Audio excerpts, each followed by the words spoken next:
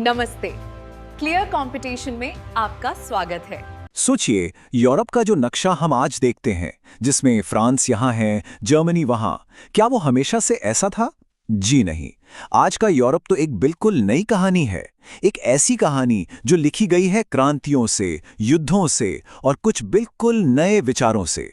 तो चलिए इस कहानी की शुरुआत में चलते हैं। तो ये सवाल उठता है कि नेशन स्टेट आखिर होता क्या है, और क्या यूरोप हमेशा से ऐसे ही देशों से बना था? देखिए, जो बदलाव आया ना, वो बहुत बड़ा था। ये था साम्राज्यों का, यानी एम्पायर्स का, राष्ट्र राज्यों यानी नेशन स्टेट्स में बदलना। पहले यूरोप में क्या था? बड़े बड़े साम्राज्य जिनकी कोई तय सीमा नहीं थी और जहां अलग अलग भाषा बोलने वाले लोग बस एक राजा के अधीन रहते थे। लेकिन फिर एक नया आइडिया आया, नेशन स्टेट का, यानी एक ऐसा देश जिसकी अपनी एक पहचान हो, अपनी सीमा हो और अपने नागरिक हों। पर सवाल यह है कि ये सब शुरू कैसे हुआ? इस पूरे बदलाव की जो पहली चिंगारी थी, वो भड़की फ्रांस में। एक ऐसी चिंगारी जिसने आगे चलकर पूरे यूरोप को हमेशा के लिए बदल दिया। जी हां, हम बात कर रहे हैं फ्रांसीसी क्रांति की। क्रांति से पहले फ्रांस में जो सिस्टम था उसे कहते थे निरंकुश शासन, यानी एब्सोल्यूटिज्म। अब ये क्या था? सोचिए, एक ऐसा सिस्टम जहां सारी की सारी पावर, पूरी ताकत सिर्फ एक राजा के हाथ में है।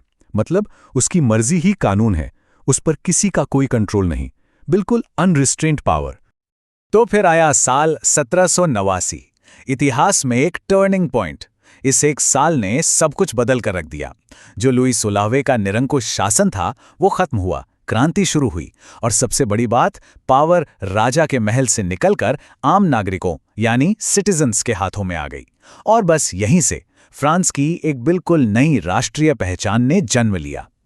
अब क्रांति के बाद एक नए फ्रांस को गढ़ने का काम शुरू हुआ, और इसके लिए आए कुछ बिल्कुल नए आइडियाज। जैसे अब सत्ता लोगों के हाथ में होगी, प्रजा के हाथ में। पितृभूमि या फादरलैंड का आइडिया सामने आया, और नागरिक यानी सिटीजन का कॉन्सेप्ट। मतलब अब लोग राजा की प्रजा नहीं थे, बल्कि देश के नागरिक थे। इन्हीं आइडियाज को सिंबलाइज करने के लिए एक नया तिरंगा झंडा आया, एक सेंट्रल नेशनल असेंबली बनी और फ्रेंच को राष्ट्रभाषा बना दिया गया। ये सब चीजें मिलकर एक सामूहिक पहचान बना रही थी, जो पहले कभी थी ही नहीं।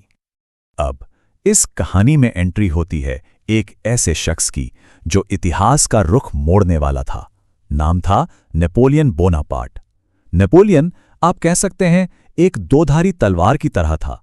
एक तरफ तो उसने फ्रांस में डेमोक्रेसी को ही खत्म कर दिया, लेकिन दूसरी तरफ अजीब बात यह है कि उसी ने क्रांति के विचारों को अपनी तलवार की नोक पर पूरे यूरोप में फैला भी दिया। नेपोलियन के इस दोहरे किरदार को समझते हैं। देखिए, एक तरफ वो था एक मॉडर्नाइजर। उसने 1804 में नेपोलियन एक कोड लागू किया, जिसके तहत कानून के सामने सब बराबर थे।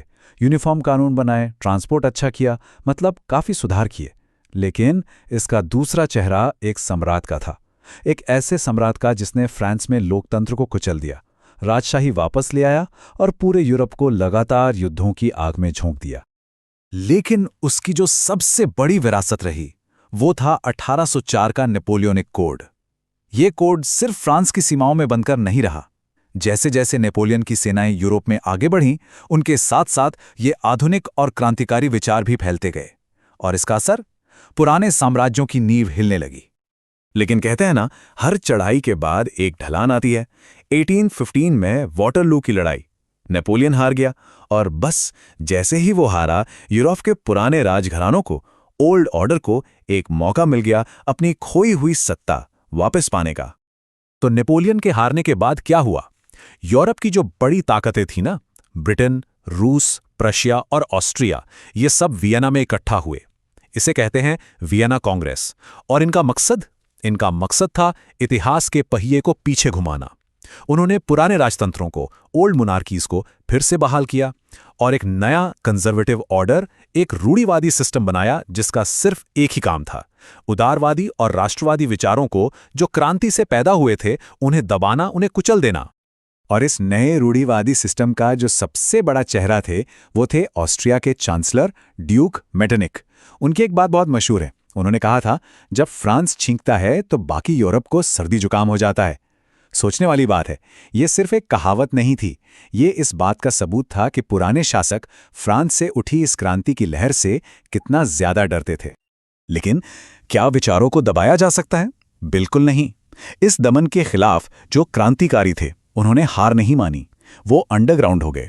उन्होंने सीक्रेट सोसाइटीज यानी गुप्त संगठन बनाए और अंधेरे में रहकर ही सही आज़ादी और राष्ट्र की लड़ाई की मशाल को जलाए रखा। तो सवाल यह है कि इन क्रांतिकारियों के सपनों की दुनिया आखिर थी कैसी? देखिए, वो सिर्फ पुरानी व्यवस्था को तोड़ना नहीं चाहते थे। उनका मकसद एक नई दुनिया बनाना था। एक ऐसी दुनिया जहां हर राष्ट्र आज़ाद हो और लोग प्रजा नहीं बल्कि नागरिक हों। और इस सपने को तस्वीरों में उतारा एक फ्रांसीसी कलाकार फ्रेडरिक सोरिये ने। साल था 1848, जब यूरोप में एक बार फिर से क्रांति की लहर उठी थी। सोरिये ने अपने सपनों को कैनवास पर पेंट किया। उन्होंने एक ऐसी दुनिया का सपना देखा जो लोकतांत्रिक और सामाजिक गणराज्यों से बनी हो। यह सिर्फ एक पेंटिंग नहीं थी, ये आने वाले भविष्य का एक ब्लूप्रिंट था, एक नक्शा था। चलिए, सोरिये के इस सपने को थोड़ा गौर से देखते हैं। इसमें यूरोप और अमेरिका के लोग सब एक जुलूस में, एक प्रोसेशन में स्टैच्यू ऑफ लिबर्टी के पास से गुजर रहे हैं। और लिबर्टी की इस मूर्ति के एक हाथ में क्या है? ज्ञानोदय की मशाल, टॉर्च ऑफ एनलाइटनमेंट, जो अज्ञानता के अंधेरे को हमेशा के लिए खत्म कर देगी। और दूसरे हाथ में मनुष्य के अधिकारों का घोषणा पत्र, यानी एक नए युग का वादा। अब जरा नीचे जमीन पर नजर डालिए। वहां पर टूटे हुए ताज और राजदंड बिखरे पड़े हैं। ये प्रतीक हैं उन निरंकुश शासनों के जिनका वक्त अब पूरा हो चुका है। और ऊपर आसमान से ईसा मसीह, संत और फरिश्ते ये सब देख रहे हैं, जैसे इस नए भाईचारे को, इस फ्रैटर्निटी को अपना आशीर्वाद दे रहे हों। तो इस पूरी सदी के संघर्ष, इन क्रांतियों और इन सपनों का आखिर नतीजा क्या निकला? इसका जो असर हुआ वो इतना गहरा था कि उसने यूरोप को हमेशा हमेशा के लिए बदल कर रख दिया। यह बदलाव सच में जमीन आसमान का था। जहां 19वीं सदी से पहले के पुराने यूरोप में बहुराष्ट्रीय साम्राज्य थे, अब नए यूरोप में राष्ट्र राज्य थे। जहां पहले लोग राजा की प्रजा यानी सब्जेक्ट्स थे, अब वो देश के नागरिक यानी सिटीजन्स बन गए। राजा के दैवीय अधिकार का कॉन्सेप्ट खत्म हुआ और लोगों की संप्रभुता का दौर शुरू हुआ। और वो जो बिखरी हुई सीमाएं थी ना, उनकी जगह अब बिल्कुल साफ सुथरी, क्लियरली डिफाइंड बॉर्डर्स ने ले ली। तो हम कह सकते हैं कि 19वीं सदी में राष्ट्रवाद की इस लड़ाई ने यूरोप का नक्शा पूरी तरह से बदल दिया और इसने उस आधुनिक दुनिया की नींव रखी जिसमें हम आज जी रहे हैं। लेकिन कहानी यहां खत्म नहीं होती। विडंबना देखिए, राष्ट्रीय एकता और भाईचारे का जो सपना 19वीं सदी में देखा गया था, वही सपना आगे चलकर 20वीं सदी के सबसे बड़े संघर्षों यानी 2 विश्व युद्धों की वजह कैसे बन गया। ये एक ऐसा सवाल है जो हमें राष्ट्रवाद के दूसरे अंधेरे पहलू के बारे में सोचने पर मजबूर कर देता है।